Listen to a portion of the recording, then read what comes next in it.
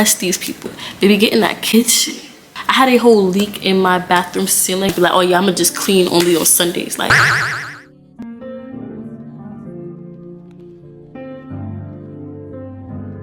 what's up guys, it's your girl Liv, aka Big O, back with another video, back with another for your mother. Don't play. Make sure you like, comment, subscribe to be part of the game.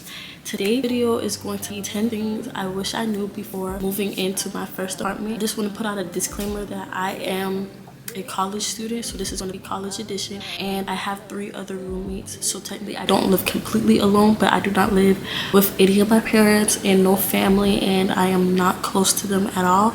So keep that in mind. I've only been living alone for about a couple months, like not even a year. It hasn't even been a year yet, but I've learned so much and managed so much throughout my couple of months. And I just finished my sophomore year in college, so I thought this would be a good time to do this video for anybody that is moving into a college apartment or a roommate or just alone in general for the first time.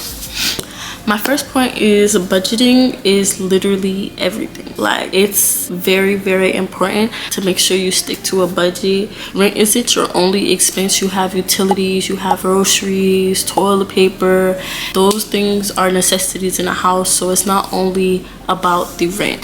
Grocery store run, especially that first one, is going to be super expensive. This is just a go back to point 1. If you have a budgeting book or a budget plan, a budget guide or a template, I would highly consider making one like a month or 2 before you move in, just to give yourself like an idea of what you want to do and what your goals is budgeting, and make sure to reassess that and go back and look at that once you move in and you see, oh well, this is how much utilities genuinely cost, this is how fast I'm running through groceries, so you can get a good idea of what works for you and your plan, because everybody's budget is not going to be the same. But going back to point 2, yeah, that first grocery haul, y'all, I recommend going to Sam's or Costco and doing bulk. That's what me and my roommates did, and it was very expensive. I feel like it was almost like 100 or 100 and some change a piece, and it's 4 of us, so that was like around what, $500-$600 worth of just groceries and stuff that we needed around the house. So yeah, that first run is going to be very expensive. But after that, I would say we have not done that since, like did a big grocery haul like that since, but I would say we would do one again at the beginning of the school year just to help us all out. And Costco and Sam's was literally like our lifesaver. We just bought big boxes of everything that we could find. And another thing is to make sure when you first go grocery shopping to buy all your basic seasonings and basic necessities for the kitchen, like powder, sugar, flour, your salt, pepper, you know, the stuff that you use on a daily basis, because you never know when you're going to cook and you don't want to have to go to the store and buy seasonings and the food on top of that. You want to have that already put away. Point 3 is maintenance is your responsibility now. Like, maintenance doesn't happen when you close your eyes and you wake up. Maintenance, you don't tell anybody, oh yeah, this needs to be fixed, and don't get it fixed. You need to go contact maintenance yourself and make sure that it gets handled. And when you contact maintenance, make sure that you don't put it to the side or just say, oh well, I sent an email, they haven't been, I put in a work order, they haven't been. Make sure you're on them and make sure that you really pay attention if they're coming in and actually fixing something, or if they just look in and just be like okay and brushing it off. You want to make sure that you really take your time to press these people, because my experience with maintenance has not been as fun. I had a whole leak in my bathroom ceiling, and y'all, I was freaking out. I thought I had toilet water raining down on me. Y'all. Like, I was literally like going through it, and the first time I called maintenance, they was like, oh, I think it's a leak in your toilet. I'm like, no, it's coming from the ceiling. He said, we'll be back, we're just going to seal the toilet up. Boom, another leak. Come back. They're playing, like they're not trying to fix it. Oh, we can't do nothing till it's dry. Okay, 2-3 days go by, it dries. Boom, another leak. So it got to the point where I had to literally contact, like go upstairs and talk to my neighbors, like, hey, can y'all just stop using whatever y'all are using above my bathroom, because I just don't want it to keep leaking. It got to a point where like the ceiling paint of my bathroom is starting to like lift, like have a little gap, and it's so ugly, and I really regret like letting that first maintenance man play in my face. Sir, I told you that was not the case. But yeah, I just would say take my advice on that one. Make sure you're always on maintenance, always on work orders. Don't wait till the last minute. Don't wait till it gets horrible. Do it fast. Cleaning is a constant now. Cleaning is not something, this is not a chore. This is not something you do every other day. This is not something you only do on the weekends. Like, cleaning is something you constantly need to be doing. You need to wake up, your bed. You need to wake up, take the trash out your room. Like, that's how it needs to be. That's really how it is. Unless you're just gonna sit in a pile of dirt and just let it stack up and be like, oh yeah, I'm gonna just clean only on Sundays. Like, I think it's personally like, I really clean once a week. When I say really clean, I mean like go in, scrub everything, sweep everything. Throughout the week, I'm always picking up after myself. I'm always washing my dishes. I'm always wiping the counters down. It's not horrible. When I get to Sunday, I can just go ahead, do my little deep clean and call it a day. It's good to keep a schedule when cleaning, just so you can have a little bit of stability in your life. I wouldn't say, oh yeah, like I'm only cleaning on Sundays. Like, if it gets bad on a Wednesday, I'm cleaning it on a Wednesday. Like, if I have company over and they trash it, we're cleaning it. Like, we're going to clean it the next day or that same night.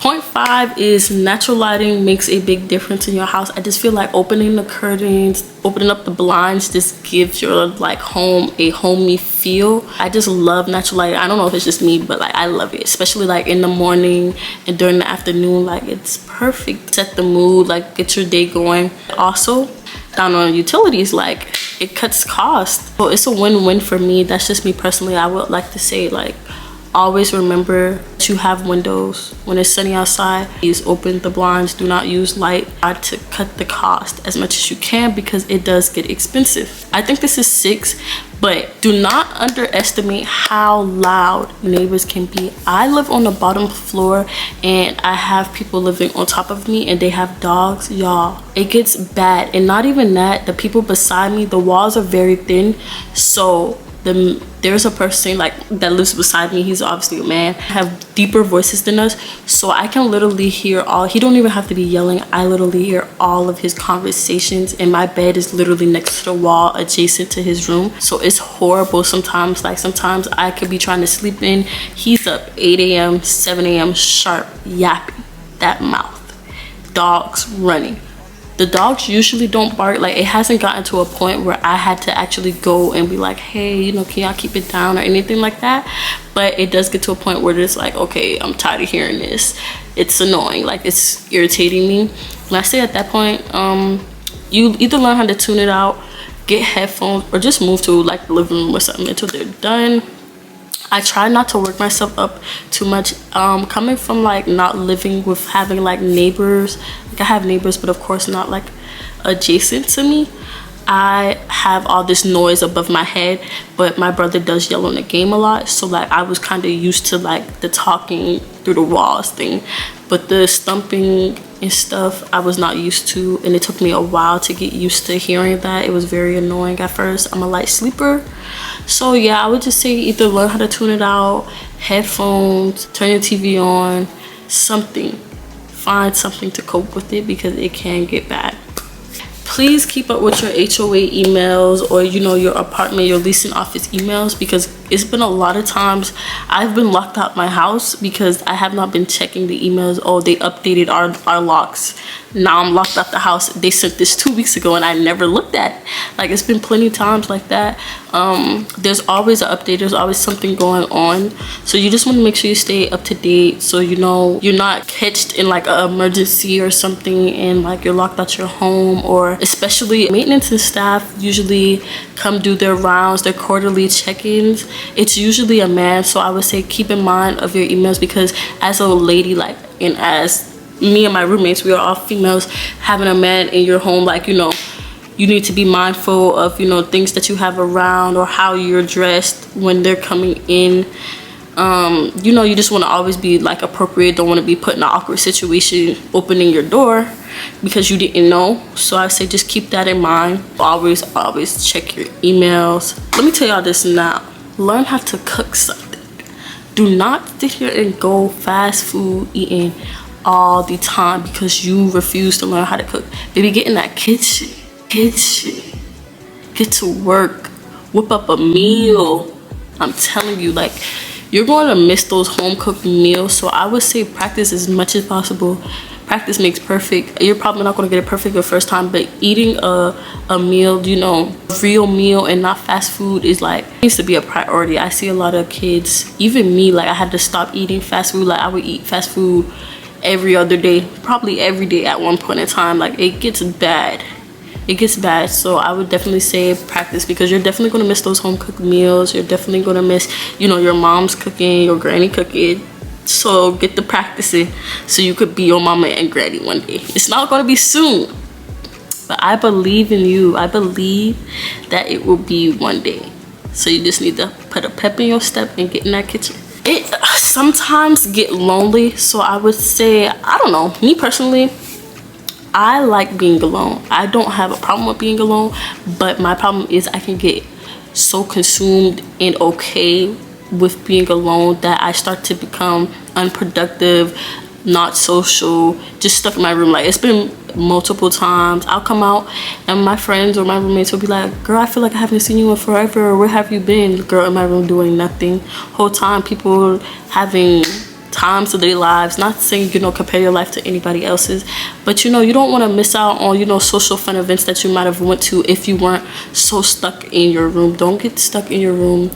And also I would say, do not do things just because you're lonely. Like don't go to that boy house and you know you're not supposed to be messing with that boy just because you're bored in your house. Like no. And don't invite everybody to your house just because you're bored or just because they want to come over. You need to protect your energy and protect what's coming in and out your house. You don't want any ill intent in your house and you know what's going on, so just be careful of that. But yeah, it's been plenty of times people get bored, teeter-totter, take their behind somebody they're not supposed to be. Keep still. Like just keep still. Stop just doing stuff. I've heard so many stories about how they just get bored and do the wildest things, and now they wish they never did it just because they was bored one day in their room. Like just always take time to know, like if it's not like something you would have done on the regular, don't do it now because you're bored. My last point is, we grow up fast and life moves fast, especially when you start living alone, you're paying bills, you're going to school. Me as a college student, like I feel like sophomore year went like this. I feel like I literally just started sophomore year. I'm still supposed to be in second semester. Like I'm so glad it's over, thank God. But I just feel like a lot of things went by so fast, especially my first semester. I feel like I didn't do as much as I should have. I think second semester I did way better at becoming more social and just making sure to always reevaluate my goals, always reset, always look back at my goals and what I'm doing, because time flies, guys. Time flies, and you're gonna look back and you're gonna be like, okay, what have I done?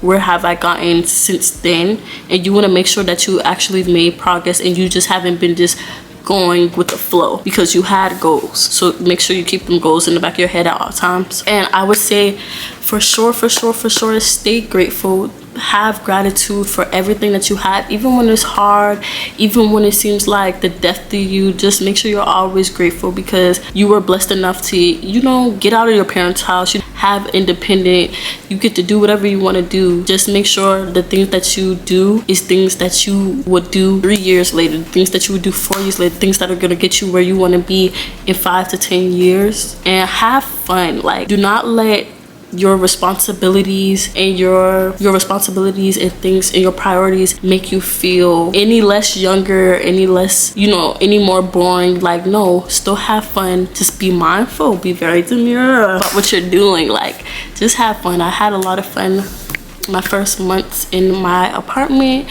and I've never like thought it would have went like this, but I am glad it did go how it gone. It could have been way better, but I'm glad that I've learned something from this, and I'm glad I could share it with you guys. I hope you guys enjoyed this video. Make sure you like, comment, and subscribe if you want more tips, and I will be back next time. Peace.